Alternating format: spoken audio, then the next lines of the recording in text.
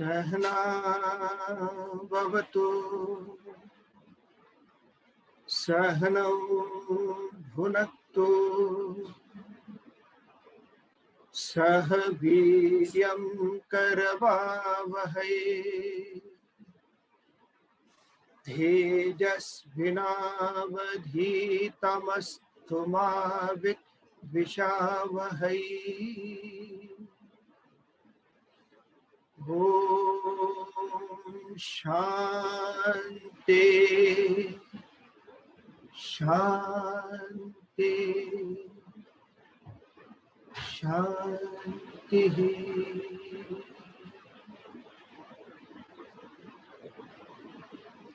Om, may He protect us both. May we both enjoy together. May we both exert together. May our studies become brilliant. May we not become disputatious and hate each other. Oh, peace, peace, peace.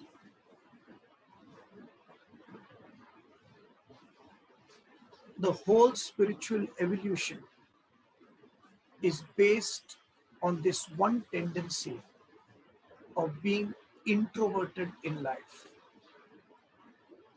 When you are extroverted in life, you see everything from the worldly point of view. Every happiness, every hurt is completely dependent on the world. When you start viewing the whole spiritual exercise from an introverted point of view, then your only mission in life is to clean and scrub yourself, not to find faults with anybody. You become a mirror, at present a hard rock. By constantly scrubbing and rubbing, we become like a mirror. In fact, there are temples in South India where they have kept a mirror. When you become a mirror never has a fight with anybody. It can't. It shows the reality to the other person, but it shows in such a way that the other person doesn't get hurt or affected. Why? Because the mirror doesn't have a personality, likes or dislikes of its own. It doesn't have an opinionated personality of its own. It just shows what the world is. Therefore, when a spiritual person with constant studies and analysis and working in the world, whatever, for karma, that person scrubs himself to a level where they are comfortable with everybody. So you'll rarely find a spiritual person not comfortable with anybody. They'll be comfortable with everybody, right from children to youngsters, boys and girls, to teenagers, to middle-aged people, and even to old people. They function, and because they just reflect that kind of personality. Just agree to everything and keep on moving for the betterment of the society. How do you reach that state? Previous class we did. You do Shraddha, you subdue your senses, and with complete devotion, you reach that higher. And don't take a measuring tape with yourself to continuously measure where you are. It's a way. See, the problem is majority, the whole Bhagavad Gita or the Ramayana or any Grantha for that matter around the world talks about no expectation of fruits. And we start taking units of measurement of how much spiritual I am, comparing to others. So when will I reach the state of Kabir? When will I reach the state of Ramatirtha? When will I reach a state? Why do you want to reach a state of anybody? Everybody's got the capacity to become something, and that gift is given to everybody. You just concentrate on your growth. That's it. And the more you are enlightened, the more you will educate people. People will come. You don't worry about anything. They will come, they'll ask questions and go on with that. So if you have Shraddha, complete faith, and you have started subduing your own senses, what are the weaknesses controlling that? Not other persons. So you don't point a finger outward and say that is your weakness. When the other person is saying, sir, this is my weakness, if they point the finger to me, then I will sit and realize probably this is my weakness, then I should fight it out. Right? So with Shraddha, with subduing the senses, and complete devotion in the higher, you reach the self. Now we are moving to the last verse of chapter 4. We just chant it and then I'll explain. Tasmadajnana sambhutam Rishtham jnanasinatmanaha Chitvainam samshayam yogam Atishthotishhtha bharata. Therefore, cutting asunder with the sword of knowledge this ignorance-born doubt of the self dwelling in your heart, be established in yoga. Uttishtha Bharata, arise, my dear Arjuna. Therefore, I told you in chapter 1 also, Arjuna says, hey Krishna, we should not fight. And from where did he get this conclusion? My hands are shivering, my lips are quivering, my whole body is raging with fire, completely hot, and my hairs are standing on end. Oh Krishna, I don't want to fight. He said this, I don't want to fight, because he saw the reaction, his own personalities, his own relationships around, his own guru and Pitamaha, Bhishma and Drona, and he said, Krishna, my hair is standing on end, I don't want to fight. After that, he starts giving explanation of, hey Krishna, why should we not fight? If you just understand this, life is done, to be honest. Yeah. The first section of I don't want to do this thing is based on likes and dislikes, which comes into the preview of one's mind. Mind is full of emotions, likes and dislikes, impulses. It is moods, swings, mood swings. So it just decided, oh my God, I don't want to fight. And since the mind is overwhelmed with emotion, it actually captures the intellect's reasoning and analysis. So the mind has decided, I don't want to fight. And it takes custody of the intellect and tells, excuse me, you tell me why I should not fight, because I have to give a reason to other person. So the intellect, which is the seat of reasoning and analysis, comes under the power of one's mind's emotions and then reasons within the periphery drawn by one's own mind's decision based on likes and dislikes. Are you with me? So the mind hijacks the intellect and the intellect reasons thereabout. This is one way of thinking. Majority of people think this way. Okay. Why are you so corrupt? One question I'm putting. Why are you so corrupt? And majority of people will start answering. Actually, sir, corruption is there in the society and therefore I didn't want to. The question itself is, why are you so corrupt? So you have to ask the other person, why are you even imagining that I'm corrupt? I am not corrupt. As simple as that.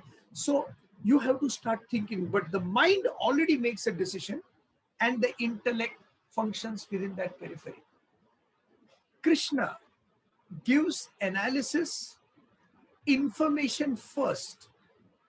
Whole fourth chapter, whole third chapter is giving information. This is the way it is, this is the way it is, this is the way it is, this is the way.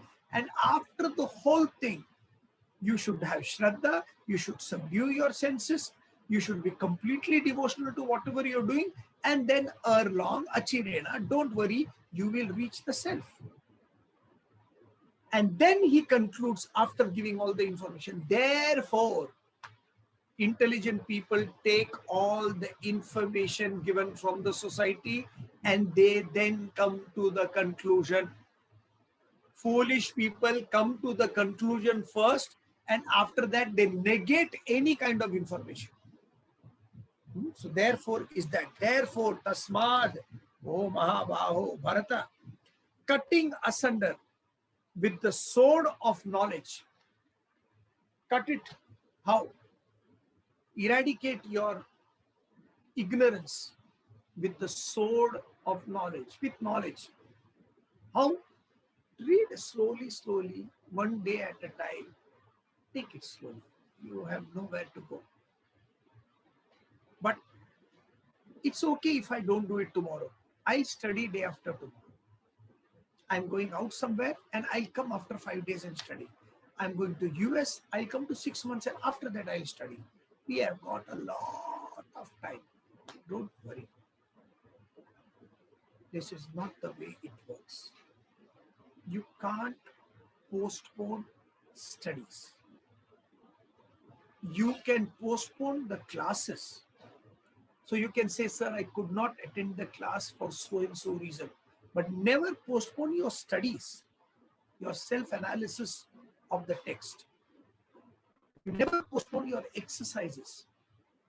You can't say, sir, 5 days I am taking holiday from kindness and being good in the society. It's not possible. Can't do that. So what you do with the sword, cut it off.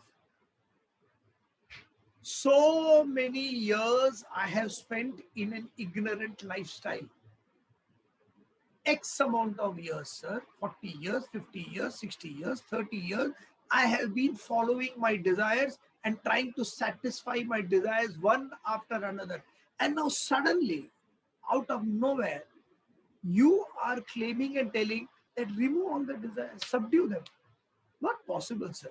We can try one by one. No, you can subdue the whole thing, provided you have tremendous faith in the knowledge. So when you don't go to a doctor and you are hurt in the leg. I was hurt in the leg once long time back when I was playing football and all. And it became a big hole on my right leg. And every time I used to remove the pus, and clean it slowly, slowly with Dettol and all. Savlon was not there then. Slowly and then making the bandage. And it went on for 1 week, 2 weeks. One day I removed the bandage and I found out that pus was developing. So I had to go to the doctor. When I went to the doctor removed the putty and said, so you have been dressing it yourself? I said, yes, we have been. He said, you should don't take risk. It can be gangrene and your whole leg can go. So don't take a risk. I said, yes, that is the reason, doctor, I came to you. Okay. And he just took a scissor. And with that scissor, they have a special scissor. He removed the cotton. And at that time, they didn't have Savlon. They had what they called tincture. It used to burn like crazy. So he would dip it in the tincture and he held my leg and he just scrubbed the whole thing. My God, the pain what I went through. He started crying and he said, so what's your name? Which class you are going? Which college you are? And he's dinging it in. Cleaned the whole thing. We and our near and dear ones don't do it. Why? Because we look at the other person. It's so painful. My God. Acha, jada kar liya. Sorry. The doctor is not bothered. He is bothered with only one thing. There is a disease. There needs to be a cure. Similarly, we are the doctors. I am the doctor. The disease is the ignorance inside. And the medicine is knowledge. And how to do it? Apply it every day with the sword. Cut it off. Just remove it. You can do the whole thing in one instance. Be strict with yourself.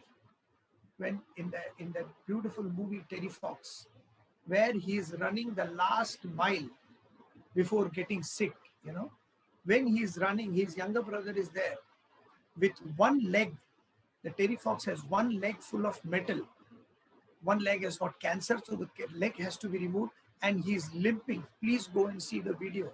He's limping like this and collecting money to take a run all over Canada. Canada is a country, so all over Canada is running for cancer patients. Whenever you do anything for a higher purpose, God knows from where the energy comes. It's a divinity. And he's running, and the younger brother is watching him run very hard, and he's got tendonitis. It's paining badly.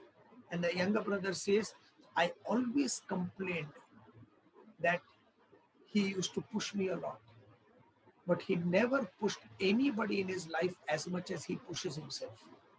When you are dealing with yourself, deal with your head. When you are dealing with others, deal with your heart. So cut it off. Cut it off. What you have to cut it off? The ignorance, doubting self with this knowledge. So cutting asunder the sword with this knowledge of Vedanta. What is Vedanta knowledge? Don't listen to your mind's emotions and only function on them. Discriminate analysis of the emotion, if this emotion needed is the manifestation of love or hatred needed. If it is needed, go ahead with it. Otherwise, don't do it. So an intellectual control of everything that is happening in your life. Okay, so as soon as you get that, you are okay. So that's knowledge. This ignorance, cut what? Ignorance born doubt of the self. Mano buddhyahamkara chittani naham. I am not the mind, I am not the buddhi, I am not the ahankar. Nacha shotra jive, nacha grana netre. I am not the one who listens, I am not the one who speaks. Nacha vyoma bhumir na tejo na vayu. I am not the sky, I am not the earth, I am not the wind, I am not water. Then who am I? Chidananda Rupa Shivo. I am Shiva. I am the Lord. I am God. God, G-O-D, is the generator, operator, and destroyer. I generate my own desires from within. I operate on them, and then I destroy probably my own peace with these desires. So I can always destroy bad and create fresh good ones. Who am I? I am the Supreme Self. When I don't understand that I am the Self, the Supreme Reality, then I come to misunderstand it as an individual.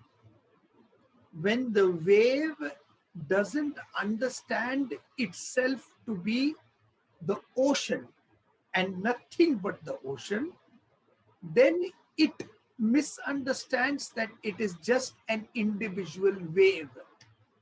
And when that individual wave identifies with itself, all hell breaks loose.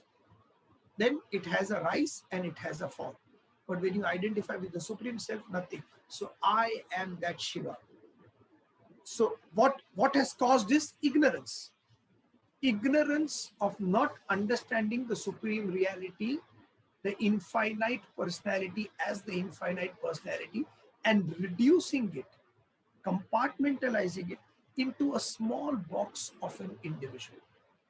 And then the theory starts. Individual is made up of three ginadikala: body, mind, intellect, vasana. All these are theories. Because of one thing, ignorance, doubting self. Never doubt. The greatest masters have said that is the state called Supreme Reality. Never doubt. If anybody remembers the Plato's metaphor, where they have a cave, the old generation in the forest they are living, they don't know anything outside, and they have a cave, and all of them are just lighting a fire and playing around with the cave. One boy questions and says, this can't be life. Just playing around fire and just some berries we are eating and we are trying to enjoy and saying this is life. No, this is not. There has to be something other than it. And he goes inside the cave. Before going, his parents also tell him, never think of going inside the cave, because whoever has gone in and never come out. There is a monster inside, and that he or she, that monster, eats everybody. The young boy says, doesn't matter. Even if I die, it's okay. I want to go. And he goes inside. A time comes where he can't see anything ahead. He can't see. He's left the generation behind and he's right in between. But he doesn't lose his faith. He continues his journey. There is no doubts whether this will is there or not there, whether I should do it or not do it, whether there is a state called perfection or not. Doesn't matter. Even if the state of perfection is, so what? There's this beautiful quotation. Always aim for the sky in baseball. The quotation is always base yourself, see the sky, have the vision of the sky. At least when you hit, the ball will be out of the ballpark. Raise your vision, even if you don't reach there, not there, it really doesn't matter. Because we will never know until we reach that state. So ignorance born self. You have to remove that. What is ignorance? Your own vasanas, your own desires, which stops everything and saying, I want that, and then only I will be happy. If this happens, I will be happy. If that happens, I will be happy. So we always wait for this and that. And therefore, we are never happy. We are always thinking about, this is what is going to make me happiness.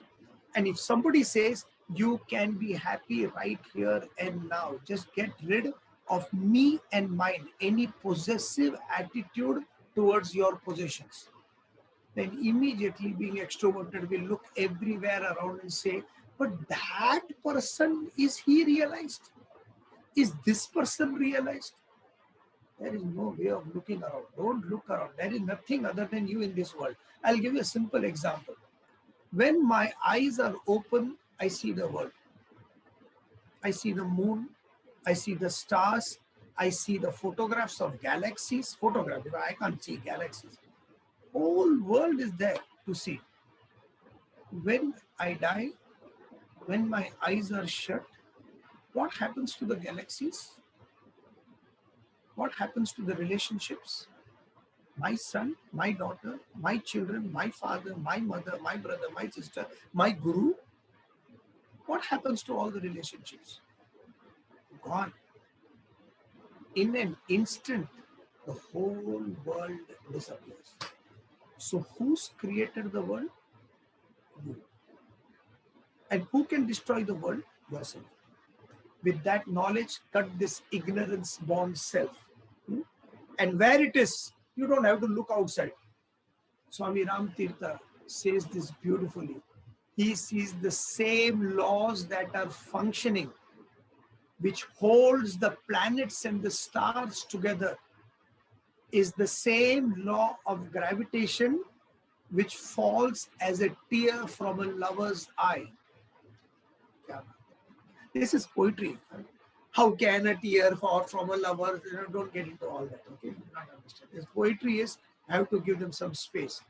All the gravitation, Jupiter is holding on to its gravitational pull. A little bit more gravity and Earth will be sucked in. A little less gravity and Earth will go somewhere. Everything is bound in its particular place, revolving in a particular place. There is a centrifugal force in Earth where everything is holding on to it. That is called the G force, G1, G2, different forces of gravitation. Who's managing all this? Who's doing all this? You understand? So when he's saying, I want to find out that supreme self, that infinite self is in you. If the wave wants to find out what is the perimeter of the infinite ocean, it just has to study itself. Where it is? In your own heart. You remember the prayer which we used to do in Yoga Vasishta? Pratasmarami ruti sanspuradatma tattvam. Early in the morning, I see in the heart of my own self. That's supreme reality, pratasmarami. Okay, so it is there, dwelling in my own heart. Be established in yoga. That's it. Don't do anything. Just be established in yoga. Don't look here and there. Yoga is referred from a Sanskrit word called yuj. Yuj means a connection between two things. From A to B is called yoga. Union. You understand?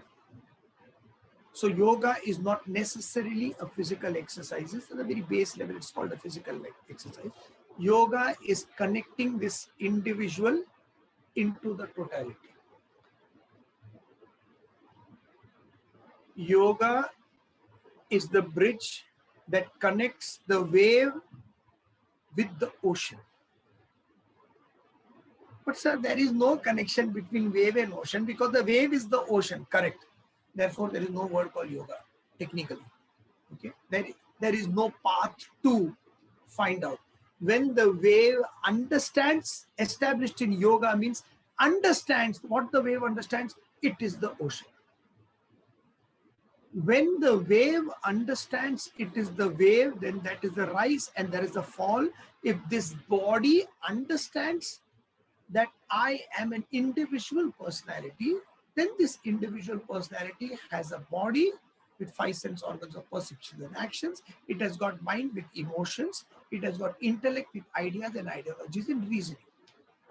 And all the time, this body, mind, and intellect is constantly functioning in the world. And due to wear and tear, the world harms these 3 aspects of body and mind. So when body, mind, and intellect are constantly exposed to the world and it gets agitated because you have identified yourself with these 3 equipments of body, mind, and intellect. As a human being, this is very interesting. As a human being, each and every one of us is given a choice to choose whether I should identify with the BEI, body, emotion, and mind, or body, mind, and intellect, BMI equipment, or to identify with that supreme self, which is infinite reality. Each wave has got this choice to either choose itself that it is only a wave, or it can choose that it is the mighty ocean. When the wave chooses to be the wave, all problem starts. When the individual chooses to be only individual, then he has his desires, which is some fulfilled, unfulfilled. Unfulfilled desires cause stress, constantly living in the world, and continuously all the metamorphic changes are there, and eventually die away. Crying only. But when this individual chooses himself or herself to be the supreme power, it is the supreme power which is functioning through this equipment. There is no birth or death for the supreme power. There is birth and death to this containment of individual. Once I understand that, I'm given that choice, then whatever happens to my physical body does not happen to me. It happens, body goes through the rigors, but I do not get affected. Where whatever emotions the mind goes through, it understands I am never going to get agitated. So the body, mind, and intellect of such a person is functioning in the world. Therefore, internally, he is completely separated himself and understood he is the supreme self. No agitation, no stress, and no tension. This is what he's talking about here. So when you come to this, be established in yoga. Now, since I have understood I am the supreme self, like Krishna, what we are supposed to do? Play around. Have fun. Just play around. Like a sports person plays around. Enjoy the game. Enjoy your responsibilities and do what all is there.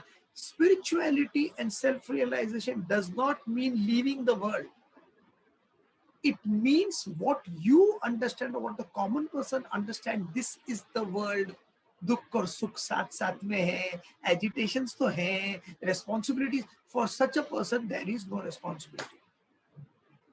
For such a person, it's only a game. It's thorough enjoyment. Like one of the persons told me, he was taking classes, one of my good friends. They said that I am actually not motivated to take classes anymore because it's becoming monotonous. I could not understand that. So many years of classes, we never felt that this knowledge, how can knowledge be monotonous? When you are in love, how many of you are in love? I'm talking about a very normal love. I love my husband. I love my wife. I love my children. So when you are in love, has it ever come across the thought that, oh my God, this relationship is getting monotonous? Never it will come. Every day is a new day. Every aspect. Be established in that. Nothing shakes you. Uttishta. Wake up. Wake up, O Bharata. O great Bharata, wake up. Why awake? Because all of the people around are sleeping. We are all nicely sleeping and we are dreaming. And in our dream, all the happiness, all the problems are there. And we are crying that, oh my God, this has happened. Oh my God, this is happening. Oh my, what if that happens in the future? Where? While you are dreaming. So the Guru comes, the scripture comes and highlight or guide you to a position where they say, listen, this is not your real personality. This is your own imagination playing with your own mind and personality. This is not you. So you may cry, you may do whatever you want and say that this is real. This is not real. And the only way is to shake you up and say, get up, because your personality is different. You are a waker. The waker has got a different personality. He's got a different life. He's completely independent. Don't get harassed in the dream and say, I can't do anything. Nothing is in my hands. Exactly the same way, whatever we are experiencing in the waking world, that is also a play. Shrug your shoulders, and if you need to do the duty, do to the best of your ability. But understand, none of the duties or responsibilities which we do are really that important. Even the classes, what we are taking, it's really not that important. We should understand that each one of us is a dispensable syringe. We are of some use to the society and then we will be thrown out. It doesn't matter how and why. So don't have the self-importance that I am this finite personality. If I get tired, like Vivekananda says, if I get tired of acting through this physical body, mind and intellect, because this body is no more supporting my ideas and ideologies, I may decide to chuck this body aside and take up some other new body for the purpose of knowledge to be fulfilled. What a way. This is Vivekananda's dialogue, not my dialogue. That attitude of that infinite. Only thing is, wake up, arise, get up, get up. Don't keep on sleeping. We move on to the next verse. Now we are to the next chapter. Karma Sannyasa Yoga. Chapter 5, verse 4. Sankhya Yogo Prithak Balaha Pravadanti na Panditaha Ekamapyasthita Samya Ubhayor Vindate Phalam. Simple. You are doing Jnana Yoga. See, we are superior beings. You understand? We are doing these classes of Bhagavad Gita in English language done by Krishna. So we are at an intellectual level.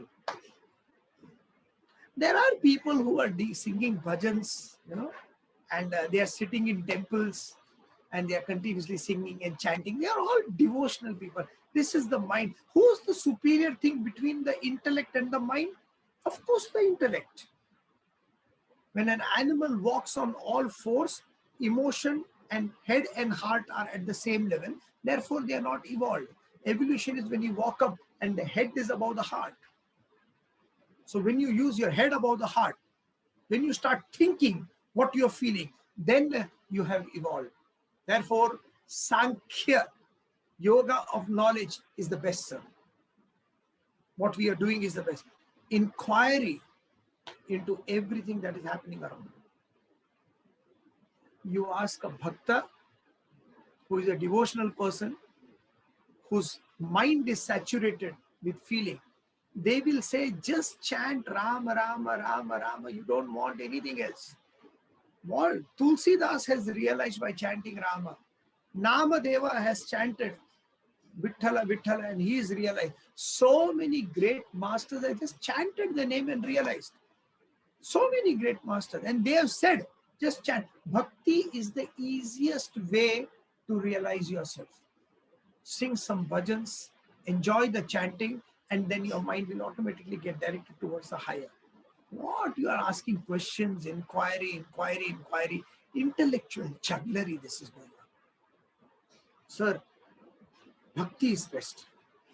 I know there is God, there is Krishna, there is Jesus, there is Peer Pagambar, and Rama, Krishna. I just have that idol in my mind and I pray. I'm done. I don't know. I don't want to know. I don't want to inquire. Why did Krishna say this? How did he say this? Why did Arjuna say? I don't want to get into that. Krishna said this act means act. There used to be a farmer in a particular village. So I went to that village, and a simple farmer, a very, very normal guy. He didn't know English language, Hindi and Marathi only. And every time I would ask him, excuse me, I have to call him Mama, elder man. Mama, pocket madhe ka hai in Marathi. What is in your pocket? So he will remove the pocket, remove from the pocket one chit of paper. And he had this habit every day to write one line from a great text called Jnaneshwari, written by Saint Jnaneshwar.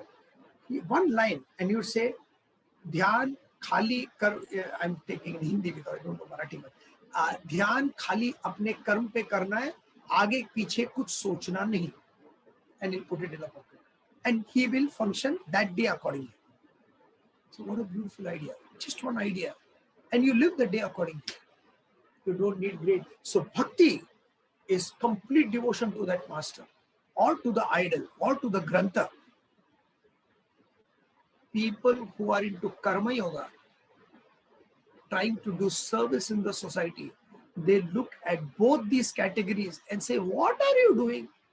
Stone idol, you are sitting in Rama, nonsense. Do good to people, Baba. There are so many orphanages where they don't have food, so many old people, they are suffering. We have to do something for them. We are seeing Narse Narayana.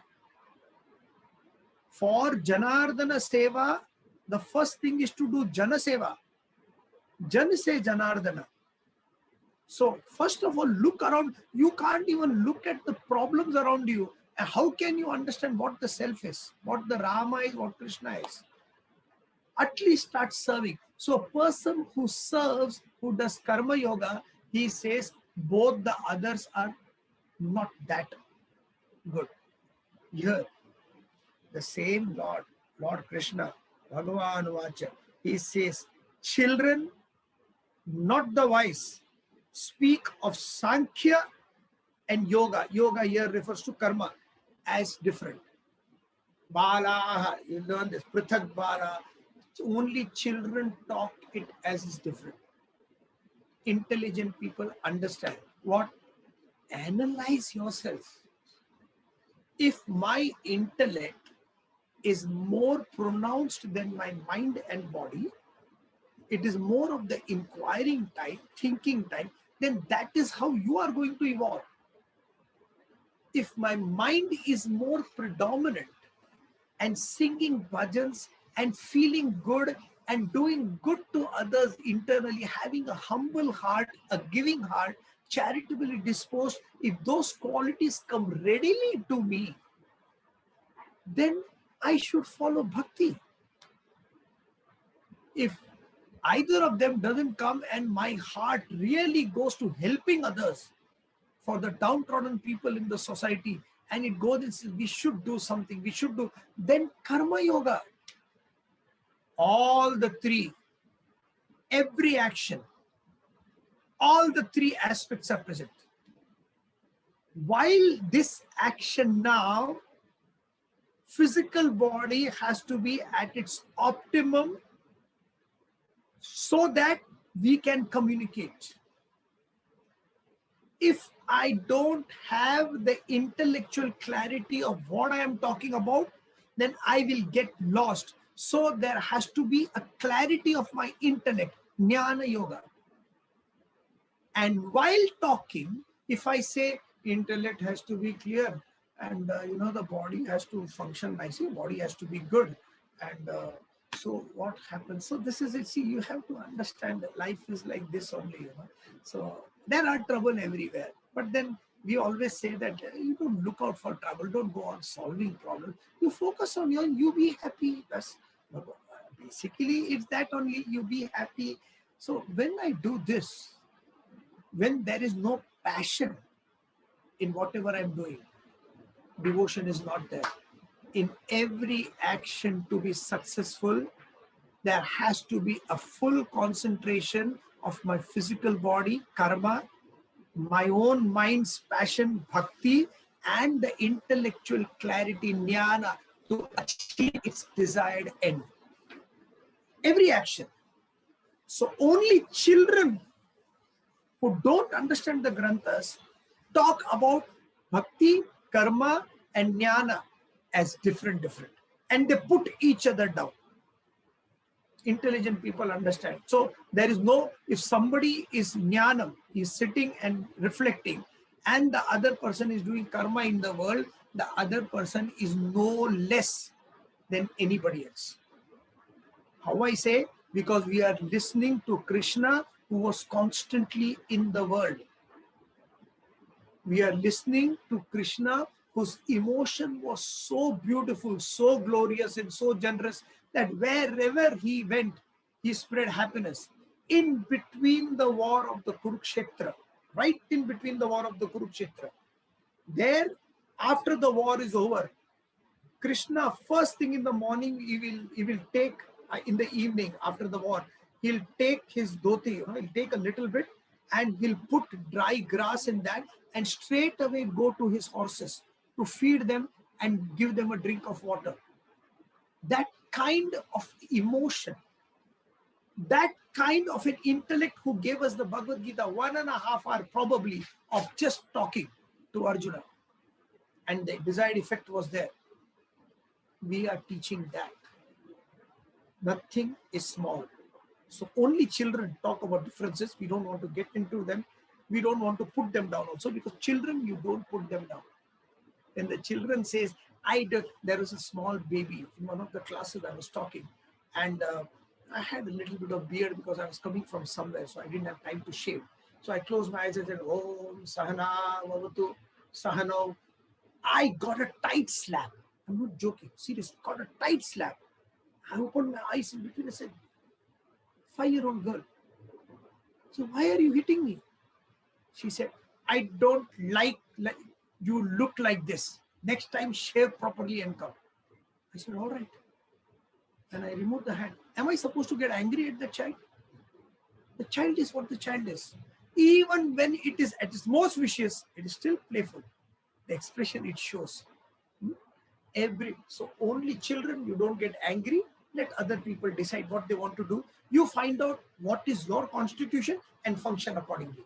Be honest to yourself. That's all. So children, not the wise, speak of Sankhya and Yoga are different. And here he says, he who is duly established in one, he automatically gets the fruit of both. Why? Because all the action should have all the three qualities. So once you have understood what is jnanam, then you have understood what is the right way to function in the world. Once you have understood karma yoga, then karma you're doing with intellect guiding you how to go about it and not getting result oriented. Once you are into bhakti yoga, you have understood, you are full of passion, and you have also learned where to direct this particular passion, which goal to reach towards it. So the passion, rather than going downward, it should go upward. Rather than going in me and mine, and I have got so much happiness just catering to me and mine, what will happen if I think about other people? The proper direction for the mind, the intellect fixes the goal, and the body follows. You reach the self.